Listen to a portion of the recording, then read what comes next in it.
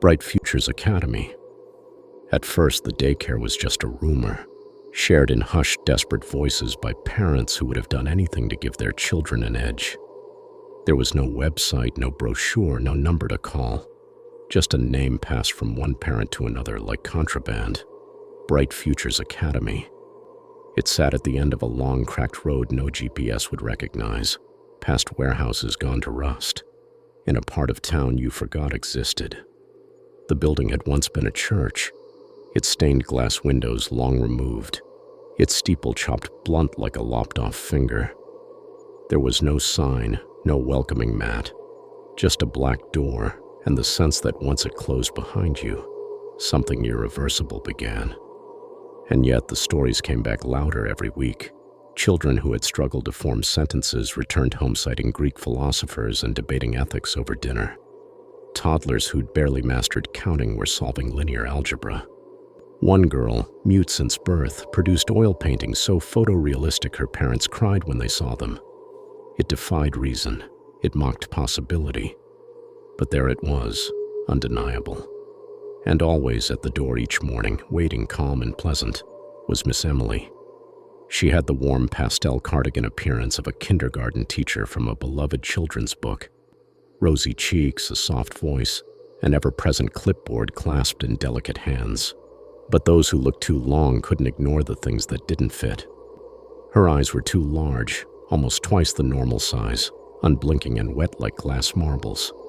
And her teeth, when she smiled, were sharp, uneven, like they'd been chiseled from broken bone. She spoke in lullabies but left a pressure behind your eyes that lingered for hours after you turned away. There was something ancient in her poise, something surgical in her warmth. The cost was steep but manageable. A $50,000 entrance fee, no refunds, no discounts. If you hesitated, you didn't get in. Parents drained retirement accounts, sold homes, took out second and third mortgages just for the chance. The waiting list stretched into years. It was madness, but for the few accepted, it was the best madness money could buy. Because every parent secretly knew, the world is rigged. It always has been. Those who rise do so on the backs of those who fall. The victors carve their names into history while the forgotten rot in silence and eat shit. And those parents, once good people, once hopeful, once loving, began to whisper things to themselves in the dark. If I don't do this, someone else will. If I don't give my child the advantage, they'll be devoured. If I don't play the real game, my child will be left behind. And then one day the letters came. No emails, no phone calls. Just thick cream-colored envelopes sealed with an insignia no one recognized. Delivered by hand, always at night. They weren't requests. They were instructions. Further tuition is now due. Monetary payment is no longer accepted. A human organ is required. The heart must still be beating when delivered. At first, parents thought it was a joke, some sick prank. Others called the daycare in a panic, only to find the number disconnected. But then their children began to change. Subtly at first, a flicker of hesitation when speaking, a confusion that hadn't been there before. Then rapidly, a child who had composed symphonies now stared blankly at a piano. A math prodigy couldn't count past 10. A painter's brushstrokes turned to clumsy smears. Desperate parents returned, pleading for alternative arrangements, for payment plans, for mercy. They were met with silence. Only one line ever came back. You already agreed. You accepted the terms.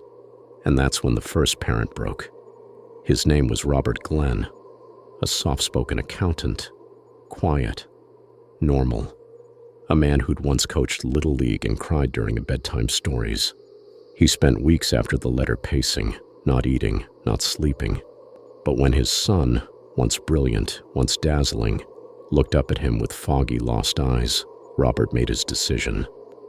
That night he drove past the edge of downtown, past the places people go only when there's nowhere else. He found a homeless man under the freeway, bundled in rags. Robert didn't speak. He didn't even look the man in the face. The knife he brought was from their kitchen drawer. It wasn't sharp enough. It took time. Too much time. And afterward, shaking and slick with blood, he placed the still warm heart into the black velvet box that had arrived with the letter and drove it to the daycare before sunrise. He didn't knock. He just left it on the steps and walked away. The next morning, his son woke up sharper than ever, sharper than before even, more articulate, more precise. Word spread quietly but fast, and the demands grew. 2 kidneys. The body must not be discovered until after sunrise. 1 pair of lungs. The donor must not be missed. A spinal cord removed while the donor is still conscious. No explanations, no threats, just the same unyielding promise.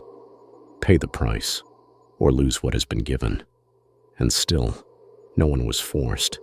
No masked men, no blackmail, just the letter, just the knowledge. And slowly, almost imperceptibly, the parents changed. Doctors, architects, businessmen, PTA mothers with immaculate kitchens and SUVs full of soccer balls.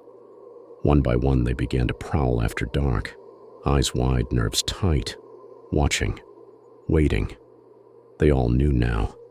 This world, the one with smiling faces and PTA meetings, with fairness and rules, was an illusion. A sugar-coated lie fed to the masses, but beneath it, under the surface where real power churns, is the truth. There are only winners and losers. Winners take all. Losers eat shit. It's been this way for 10,000 years. The first kills were clumsy, panic, vomit, hesitation. But they learned quickly. They improved. And once they crossed that first threshold, something fundamental shattered and reassembled itself into something colder, something stronger. Mothers who had once held bake sales to buy crayons and white board markers for underfunded classrooms now kept bone saws, meat cleavers, and plastic tarps in the trunks of their SUVs where folding tables and cupcake trays used to go. They learned to carefully bleach and sterilize between uses and wipe blood from under their nails before school pickup.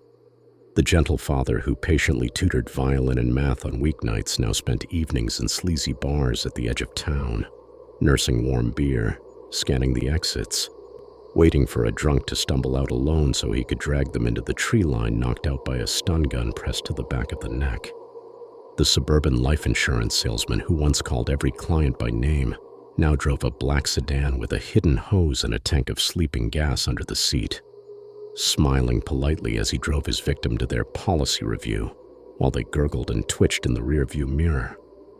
They stopped seeing themselves as murderers. They began to think in terms of yields, extraction time, body temperature windows. They shared diagrams and tips on encrypted forums. They became ritualists of efficiency, practitioners of surgical horror, professionals in the truest sense. By the end of that first year, every parent had delivered at least 1 box, and the children thrived, until the final letter arrived. Your child is nearing the pinnacle of their potential. The final payment is now due. A life must be taken. Not a stranger, not the forgotten. This time the sacrifice must be personal. And then the silence. No instructions, no further contact. Just the impossible choice. No one knows how many followed through, how many spouses slipped into nightmares that never ended, how many infants were found still in their cribs, their parents missing and the door left open. Some resisted, some fled. The daycare, it vanished overnight. Doors locked, windows boarded, no furniture inside, no signs of life, no trace it had ever operated. City records showed nothing, no permits, no tax filings, no lease. It had never officially existed, but the children remained. And that was the worst part. They did not regress. They did not slow. If anything, they became more brilliant, more precise, more at off. They didn't laugh, they didn't cry, they didn't play. They just watched, studied, calculated. And they grew. They entered the world quietly but with force. A young lawyer who dismantled legal precedent with terrifying logic. A neurosurgeon who could operate faster than machines. A tech prodigy who vanished into the dark web and re-emerged controlling companies under false names. Some rose to power. Others disappeared into the folds of society, unseen but never inactive. And over time, they too had children. And when those children began to grow, the cycle began again. They didn't hesitate. They already understood what must be done. They had been raised on the logic of sacrifice. They had been bred for the altar. They made their offerings cleanly, efficiently, without emotion. They videotaped the rituals in high resolution. They kept archives, catalogs. Some were said to live stream, because sacrifice, when performed correctly, is not horror. It is calculus. It is legacy.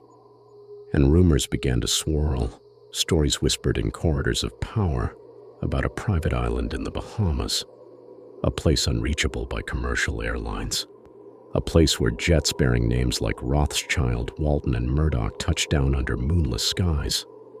There, it was said, the legacy continued, bright futures reborn.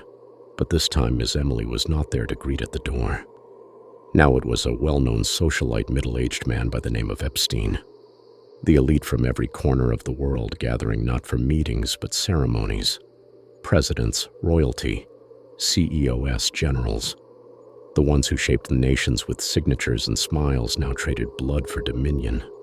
Because power has its price, and the weak are always the currency. The children, now grown, had not just inherited the system, they had become its architects. And in the soft, well-lit suburbs, in the quiet cul-de-sacs where nothing bad ever happens, sometimes, just sometimes, the killings begin again. A jogger disappears. A night shift worker doesn't come home. A body is found in an alley, organs meticulously removed. No signs of struggle, no suspects. And in one of those quiet suburban homes, the kind with trimmed hedges and soft yellow lights, a parent stirs. They wake in the dark, heart pounding, hands already reaching for the tools they buried in the garage years ago, because the hunger never left. Because once you've hunted for your child, once you've stared morality in the face and spat in its eye, you understand what this world really is. You understand the only rule that ever mattered. There are no fair games. There are no equal chances. There is only the edge and those willing to bleed for it. The daycare is gone. The children have grown. But the parents still hunt.